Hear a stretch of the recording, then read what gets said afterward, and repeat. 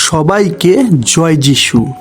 প্রভু যীশু খ্রিস্টের শক্তিশালী নামে আমি আপনাদের প্রত্যেককে হৃদয় দিয়ে স্বাগত জানাচ্ছি আমার এই চ্যানেল জীবন্ত ঈশ্বরের মণ্ডলীতে।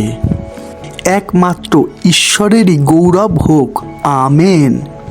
আমি ঈশ্বরকে ধন্যবাদ দিই সেই সমস্ত মানুষগুলোরই জন্যে যারা প্রতিদিন ঈশ্বরের বাক্য শুনছেন ও অন্যদেরকে শোনার সুযোগ করে দিচ্ছেন। ঈশ্বরের শান্তি আপনাদের প্রত্যেকেরই গৃহে বর্তুক, আমেন। তাই তো আমি বারবারই বলে থাকি যে আমাকে লাইক করতে হবে না, কিন্তু সেই সর্বশক্তিমান ঈশ্বরকেই লাইক করুন, কেননা অনন্ত জীবন একমাত্র তিনি দিতে পারেন। হালেলুয়া। আশা করি এতদূর পরিষ্কার। আজকে আমরা একটু অন্যভাবে শিক্ষা লাভ করব।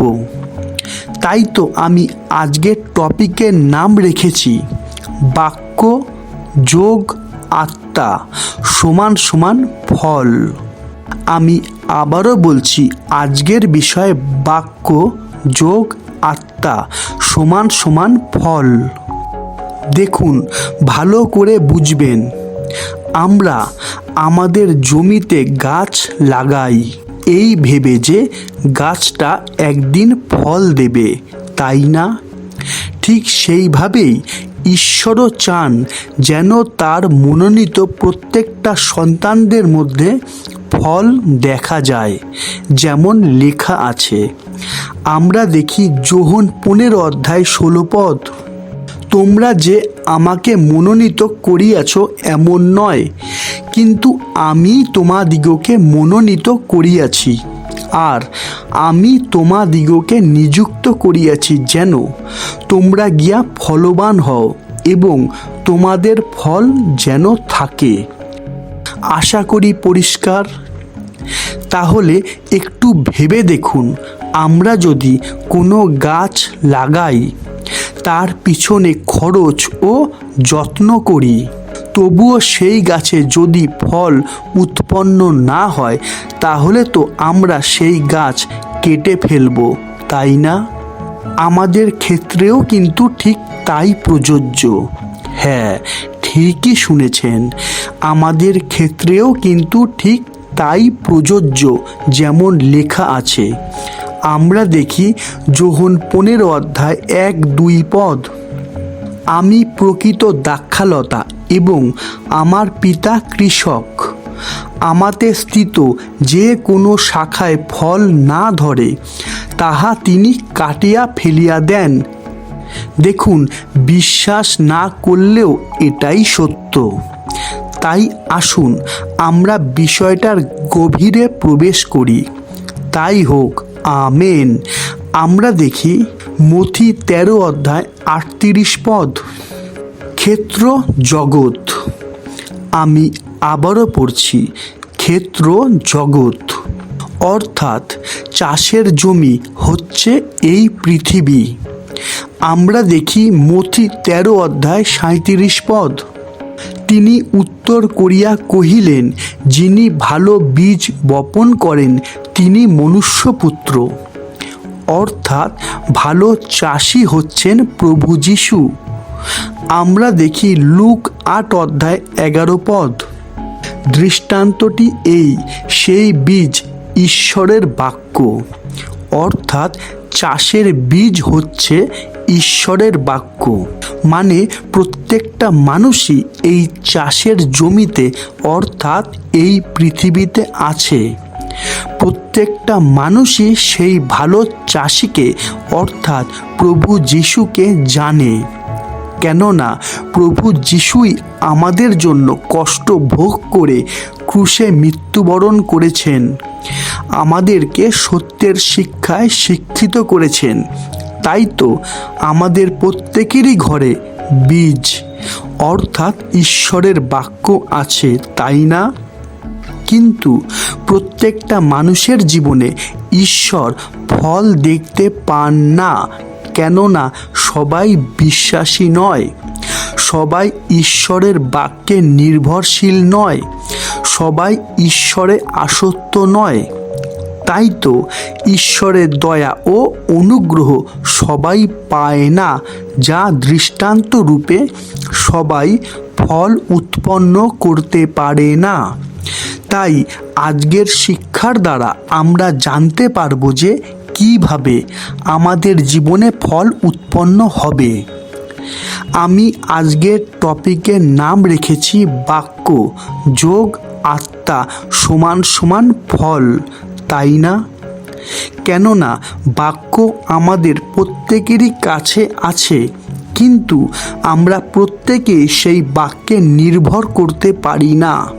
তাই তো আমরা পরিস্থিতি অনুযায়ী ঈশ্বরের বাক্যগুলো পালন করতে পারি না। কেননা আমরা ঈশ্বরের আত্মা দ্বারা পরিচালিত নই।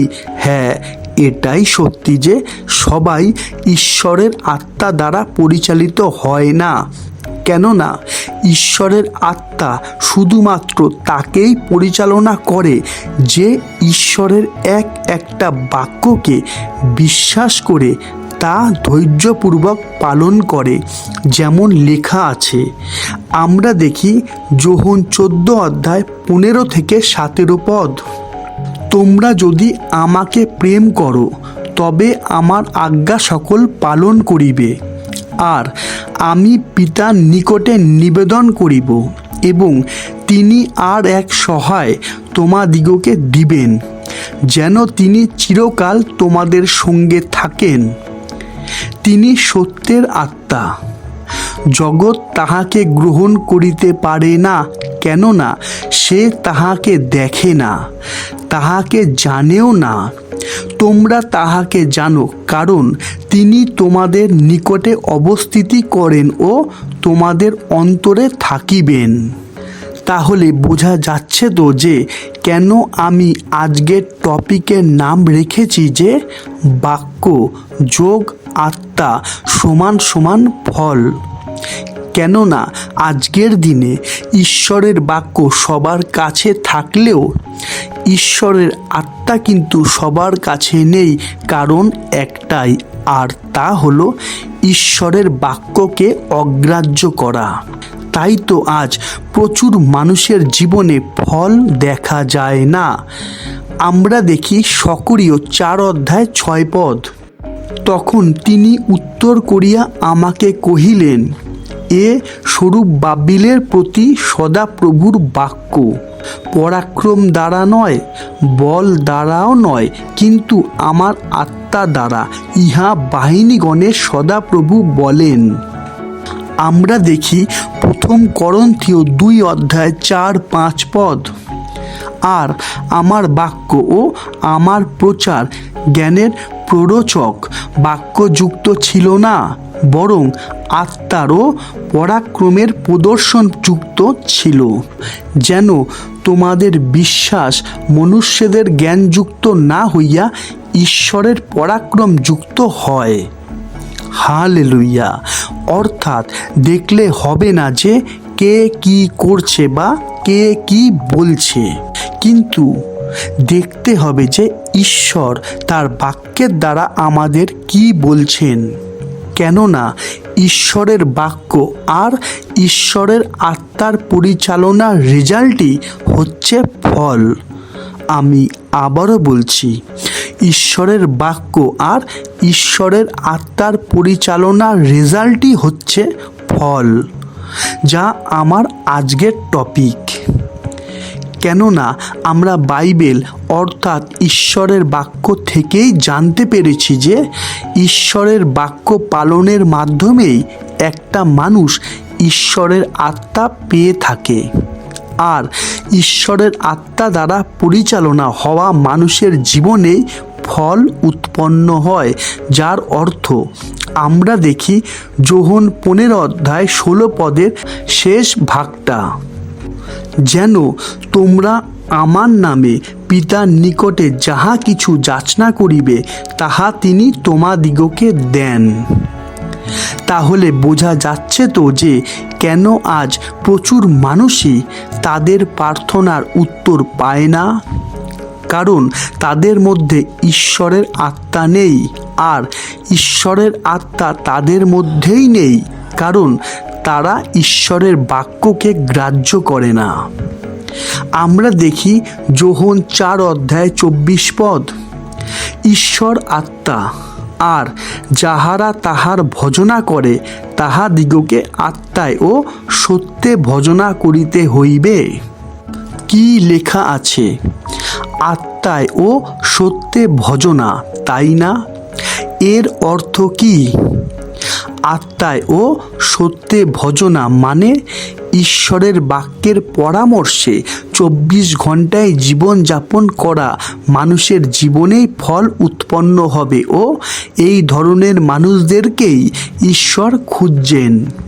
হ্যাঁ, যেমন লেখা আছে, আমরা দেখি যোহন 4:23, কিন্তু এমন সময় আসিতেছে, বরং এখনই উপস্থিত, যখন প্রকৃত ভজনাকারীরা আত্মায় ও সত্যে পিতার ভজনা করিবে, কারণ বাস্তবিক পিতা এইরূপ ভজনাকারীদেরই অন্বেষণ করেন। কি কেমন লাগছে? তাহলে বোঝা যাচ্ছে তো যে কেন বেশিরভাগ মানুষের প্রার্থনার উত্তর আসে না, কেন বেশিরভাগ মানুষের জীবনে ফল উৎপন্ন হয় না, কেন বেশিরভাগ মানুষ মৃত্যুর পর স্বর্গরাজ্য পায় না। কারণ বাক্য তাদের কাছে থাকলেও বাক্য অমান্য করার দরুন তারা ঈশ্বরের আত্মা দ্বারা পরিচালনা হতে পারে না। তাই তো তারা ফলহীন। হ্যাঁ, তাই তো তারা ফলহীন।